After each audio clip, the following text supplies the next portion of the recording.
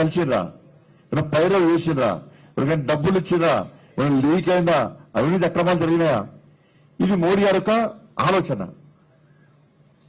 కానీ కష్టపడి అర్హత ఉన్నటువంటి యువతకు ఉద్యోగాలు కల్పించాలని చెప్పి ఒక ఆలోచనతోని, ఈ ఖాళీలు వెంటనే ఫిల్అప్ చేయాలని చెప్పి ఆలోచనతోని వాళ్ళు నరేంద్ర మోడీ గారి ప్రభుత్వం ఈ రోజుగారి వేలను 12 లక్షల మందికి ఉద్యోగాలు ఇచ్చింది.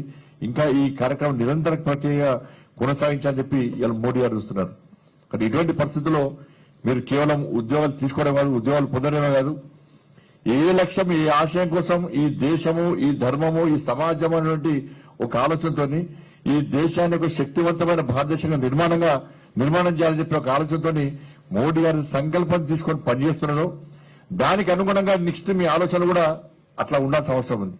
కేవలం ఉద్యోగం వచ్చింది, నెలకు జీతం వస్తుంది, నా తల్లిదండ్రులను పోషించుకోవాలి, నన్ను కష్టపడి సాధించరు, కష్టపడి చదివించారు, అప్పు తప్పు చేశాను, ఈ స్థాయి తీసుకొచ్చారు అని చెప్పి కేవలం తల్లిదండ్రులు చూసుకోవాల్సిన అవసరం ఉంది. కానీ కేవలం కుటుంబానికే పరిమితం కాకుండా ఇవాళ ఈ దేశం గురించి నరేంద్ర మోడీ గారు ఏ విధంగా ఆలోచిస్తున్నారో అదే ఆలోచనతో ఈ దేశానికి కూడా సేవ చేయాలి. నేను ఒకవైపు ఉద్యోగం చేయడం, ఒకవైపు దేశం గురించి ఆలోచించడం అనే ఒక ఆలోచనతో మనం ముందుకు వస్తుంది. క్రియేటివ్ చూడండి, వాళ్ళ మన ఇరాన్ అమెరికా యుద్ధం తర్వాత, ఉక్రెయిన్ రష్యా యుద్ధం తర్వాత ఈ ప్రపంచం ఎట్లా ఆర్థిక సంక్షోభం ఉందో మనందరూ తెలుసు. అటువంటి సంక్షోభం రాకుండా ఉండాలనే ఉద్దేశంతోనే నరేంద్ర మోడీ గారు అనేక కార్యక్రమాలు సప్త సూత్రాలు పాటించాలి. మీరు ఉద్యోగం చెప్పాలి, మనం సప్త సూత్రాలు పాటించాల్సిన బాధ్యత మనది ఉంది. ఇవాళ డీజిల్ పెట్రోల్ షార్టేజ్, ఆదా చేయాల్సిన అవసరం ఉంది, పబ్లిక్ ట్రాన్స్పోర్ట్ లో పోవాల్సిన అవసరం ఉంది, బస్సులలో ట్రైన్లలో పోవాల్సిన అవసరం ఉంది, వంట నూనె వినియోగం తగ్గించాల్సిన అవసరం ఉంది, వర్క్ ఫ్రం హోమ్ చేయాల్సిన అవసరం ఉంది. కాబట్టి ఇట్లా అనేక సప్త సూత్రాలతో నరేంద్ర మోడీ పిలిపించింది కాబట్టి దాన్ని పాటించాల్సిన బాధ్యత మన మీద ఉంది. ఇండియా పాకిస్తాన్ యుద్ధం సమయంలో అప్పటి ప్రధానమంత్రి పిలిపించినప్పుడు జై జవాన్ జై కిసాన్ పేరుతో ఈ దేశంలోని పౌరులందరూ కూడా, ఈ దేశ ప్రజలు కూడా ఒక్క పూట ఉపవాసం ఉండండి, ఆదాయం గల దేశానికి ఇచ్చే అవకాశం ఉంది అని చెప్పి వారు పిలిపించిన తర్వాత ఆ రోజు దేశ ప్రజలంతా స్పందించి జై జవాన్ జై కిసాన్ అని చెప్పి స్పందించడం వల్ల ఆ రోజు ఎంత లాభం జరిగిందో మనం ఆలోచించాలి. దాన్ని దృష్టిలో ఉంచుకొని నరేంద్ర మోడీ గారు సప్త సూత్రాలను పాటించి ఈ దేశాన్ని సంక్షోభానికి పోకుండా కాపాడే ప్రయత్నం చేయండి. ఎరువులను తక్కువ వాడండి. ఇట్లా అనేక రకాల వాళ్ళు పిలిపించింది కాబట్టి దానికి అనుగుణంగా మనం ఇవ్వాల్సిన అవసరం ఉంది. క్రియేటివిటీ ఇవ్వాలి.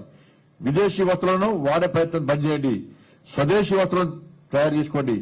ఏవైతే ఇతర దేశాల నుంచి దిగుమతులు మనం తీసుకుంటున్నామో దాన్ని గుర్తించండి, ఎగుమతులు చేసే స్థాయికి మనం రావాలి, క్రియేటివిటీ ఉండాలని చెప్పి ఒక ఆలోచనతో నరేంద్ర మోడీ గారు అనేక రకాల ఈ దేశ ప్రజల లోపల ఒక చైతన్యం ఉంచుకోవడానికి, ఒక ఆలోచన కల్పించడానికి మనం ప్రయత్నం చేస్తున్న విషయాన్ని మనం గుర్తుంచుకోవాల్సిన అవసరం ఉంది.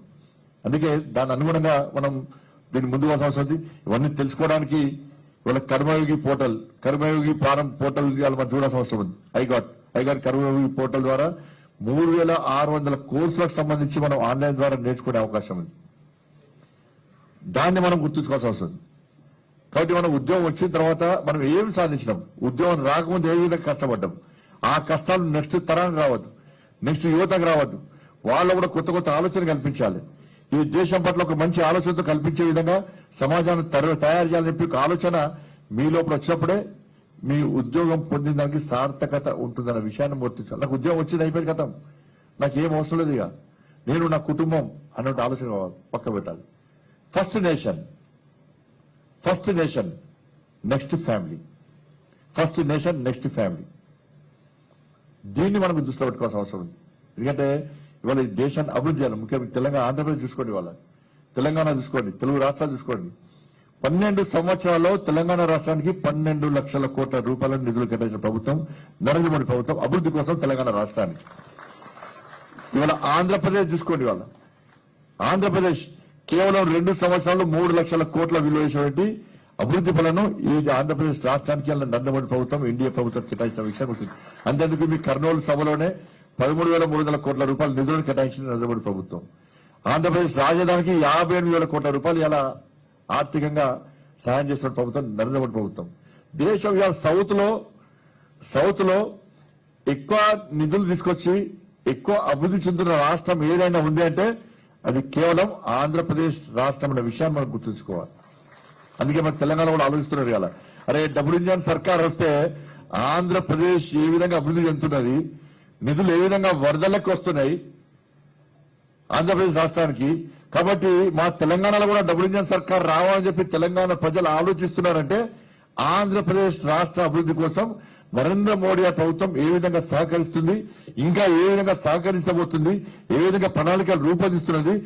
ఆంధ్రప్రదేశ్ రాష్ట్ర ముఖ్యమంత్రి గారు ఏ కష్టపడి ఇష్టపడి ఒక సంకల్పం తీసుకొని కసితోని ఈరోజు ఏ విధంగా కేంద్ర ప్రభుత్వాన్ని ఒప్పించి మెప్పించి ఇలా నిధుల వరదని ఎలా తెలంగాణ ఆంధ్రప్రదేశ్ రాష్ట్రం తీసుకొస్తుందో మనం ఆలోచించాల్సిన అవసరం ఉంది. దానికి అనుగుణంగానే ఎన్నికల సందర్భంగా ఎన్డీఏ ప్రభుత్వం ఆంధ్రప్రదేశ్ రాష్ట్రానికి ఏ విధంగా హామీలు ఇచ్చిందో, హామీలు ఇవ్వకుండా కూడా ఈ ఆంధ్రప్రదేశ్ రాష్ట్రానికి తెలుగు రాష్ట్రాల అభివృద్ధికి నరేంద్ర మోడీ ప్రభుత్వం కట్టుబడిన విషయం వాస్తవం.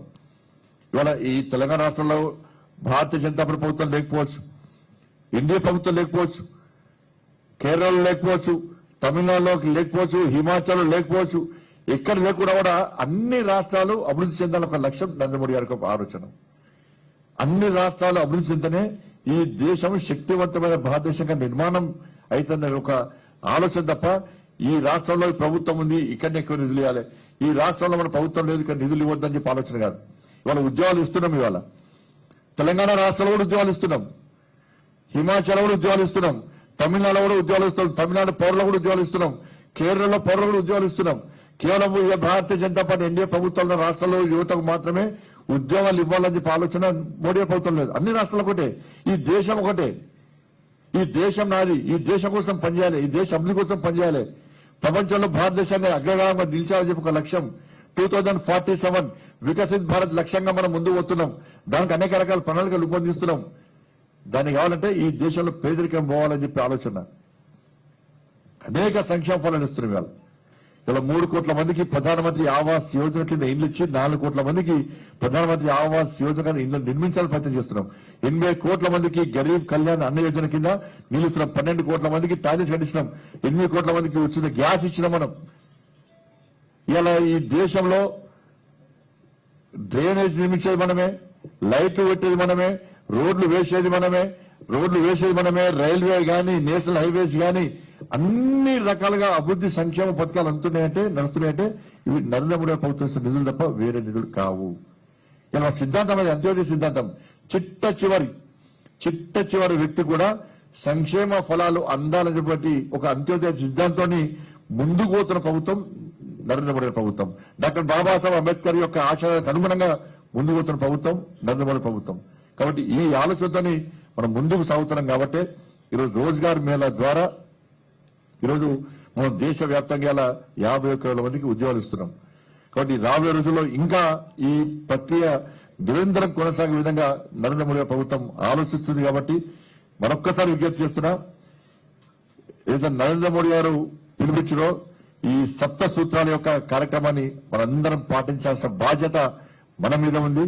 దాన్ని పాటించడం ద్వారా ఇవాళ మనం ఆర్థిక సంక్షోభం రాకుండా ఈ దేశాన్ని కాపాడుకోవాల్సిన బాధ్యత మన మీద ఉందన్న విషయాన్ని ప్రతి వ్యక్తి గుర్తించి దానికి అనుగుణంగా ముందు పోవాల్సిందిగా అందరికీ విజ్ఞప్తి చేస్తూ ఇవాళ కష్టపడి ఇవాళ చూస్తున్నాను హైదరాబాద్ లో ఈ నిరుద్యోగ సమస్య మీద నిరుద్యోగ మార్చి చేసి నేను వేలాది మంది యువతతోని ఉద్యోగాలను ఖాళీలు భర్తించాలి, ఉద్యోగాలు ఇవ్వాలని చెప్పి నేను నిరుద్యోగ మార్చి చూసినాను. సెంట్రల్ లైబ్రరీ పోయాను. సెంట్రల్ లైబ్రరీ పోతే ఎంత ఆశ్చర్యకరం అంటే ఒక్కొక్క యువకుని దగ్గర పక్కన ఒక బనానా, ఒక వాటర్ బాటిల్, బయట ఒక యువకుడు అడ్డిబండ కొట్టుపెట్టుకోడాన్ని ఏందన్నా అని చెప్పి వీళ్ళు అడిగిన, సార్ మా నాన్న కూలి పని చేస్తాడు, నెలకు 300 రూపాయలు 500 రూపాయలు ఇస్తాడు సార్, అవి ఇవ్వడమే కష్టం. కాబట్టి మార్నింగ్ లేచి బనానా, మధ్యాహ్నం బనానా, 5 గంటలకు లంచ్ చేస్తాం సార్. లంచ్ డిన్నర్ మొత్తం ఒకటే సార్, ఎందుకంటే బ్రేక్ఫాస్ట్ లంచ్ డిన్నర్ చేయడానికి డబ్బులు లేవు అని చెప్పండి. ఎదురుగా అరటి పనుల కొట్టు పెట్టినటువంటి యువకుల దగ్గర పోయినా ఎందుకు షాప్ పెట్టినామంటే, సార్ ఇదే లైబ్రరీలో నేను చదివి గడ్డాలు మీసాలు పెంచుకొని ఉద్యోగం రాలేదు సార్, ఆ కష్టమైందో తెలుసు. నేను బంపర్ ఆఫర్ పెట్టినా సార్, ఒక్క అరటి పండు కొంటే ఒక అరటి పండు ఫ్రీ. అంత స్థాయికి ఇవాళ నిరుద్యోగ యువత వచ్చింది. ఇవాళ రాష్ట్ర ప్రభుత్వాలు ఉద్యోగాలు కల్పించే స్థితులు లేవు. కానీ రాష్ట్ర ప్రభుత్వం ఉద్యోగాలు కల్పిస్తామని చెప్పి కేంద్ర ప్రభుత్వం ఖాళీ కూర్చోలేదు. వాళ్ళ ఉద్యోగాల కోసం రాష్ట్రాలలో ఉద్యమాలు వస్తున్నాయి, యుద్ధాలు వస్తున్నాయి. వాళ్ళ రాష్ట్ర ప్రభుత్వం ఉద్యోగాలు కల్పిస్తలేదు కాబట్టి, ఆ క్రియేటివిటీ రాష్ట్ర ప్రభుత్వాల లోపల లేదు కాబట్టి కనీసం కేంద్ర ప్రభుత్వం ఉద్యోగాలు ఇవ్వాలని చెప్పి ఒక సంకల్పం తీసుకొని మనం పనిచేస్తున్నారు. ఇవాళ కేంద్ర ప్రభుత్వ ఉద్యోగులు చాలా హ్యాపీగా ఉన్నారు. ఇవాళ డిఎల్ విషయంలో కానీ అన్ని రకాల సౌకర్యాలు కల్పిస్తున్నాం మనం. కానీ ఈ రోజు నుంచి మీరు గల్లా ఎగరేసుకొని ఎస్ నేను సెంట్రల్ గవర్నమెంట్ ఎంప్లాయీని అని గల్లా ఎగరేసుకొని సగర్వంగా తలెత్తి తిరిగేటువంటి పరిస్థితుల మంచి రోజులు మీకు వచ్చింది వాళ్ళు. కాబట్టి రాబోయే రోజుల్లో కూడా ఇట్లా గౌరవంగా బతకండి, ఇక్కడ అవమానాలకు గురికాకండి, అవినీతికి పాల్పడకండి. నిజాయితీగా నిబద్ధతతోని ఒక కమిట్మెంట్ తోని నరేంద్ర మోడీ గారు మీకు ఉద్యోగాలు ఇచ్చినో దాన్ని ప్రతిసారి మీరు మనసులో నెమరు వేసుకోండి.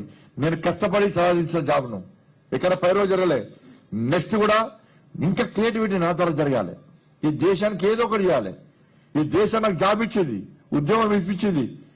ఉద్యోగం ఇచ్చినప్పుడు ఈ దేశానికి ఏదో ఒకటి చేయాలని చెప్పి ఒక ఆలోచన. ప్రతిసారి దేశం నాకేం చేసింది, దాన్ని దేశంలో ఉపయోగం చేసిన ఫస్ట్ ఆలోచించాలి. ఈ దేశంలో పవిత్రమైన భారతదేశంలో భారతీయుడు పుట్టడమే మన అదృష్టం.